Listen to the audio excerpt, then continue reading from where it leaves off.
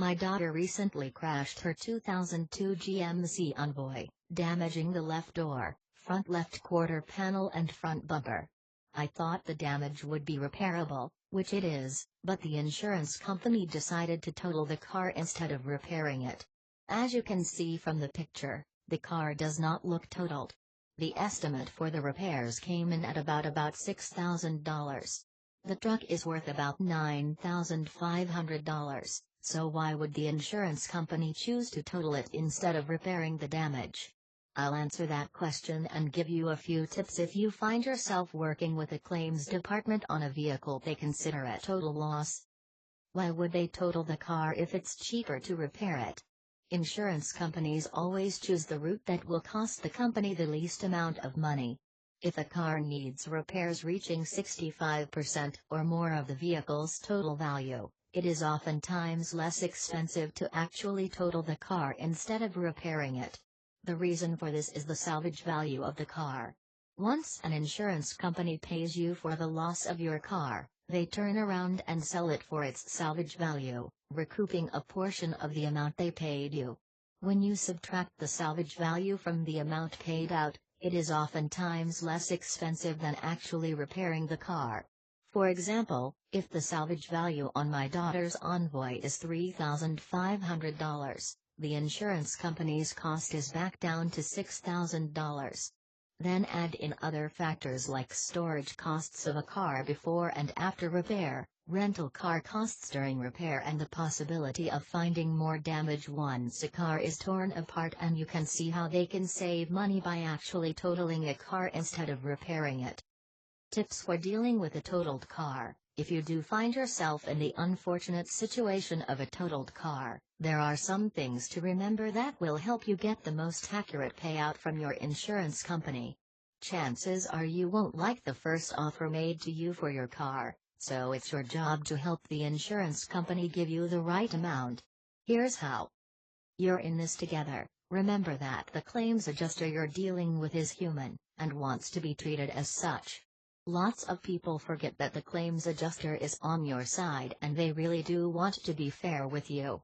It's not you against the insurance company, and the claims adjuster is not looking to cheat you. Kindness and common courtesy can go a long way.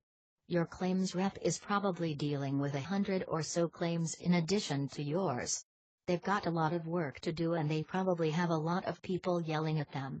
It's a stressful job and they really appreciate dealing with clients who show a little patience and understanding.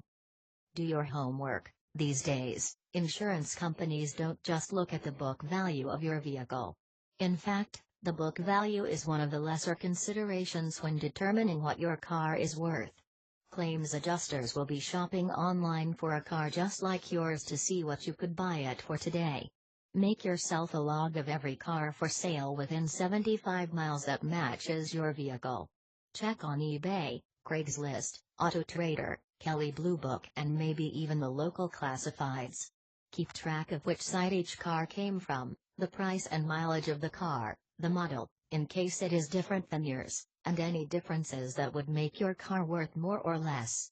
This may sound like a lot of work, but it should take you no more than an hour, and that hour will probably put some extra money in your pocket.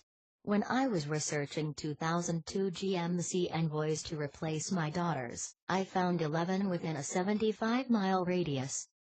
Make sure the adjuster is using the right information. Claims reps have a lot of work to do and they may forget to add in features that your vehicle has, or they may pick the wrong model altogether.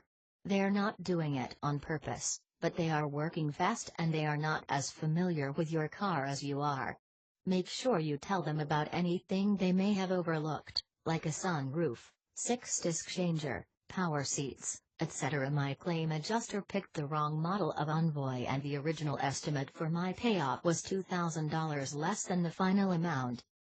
Don't forget the extras. If you've recently replaced the tires, gotten a tune-up or an oil change or done other service work to the car, make sure your claims rep knows about and takes it into consideration.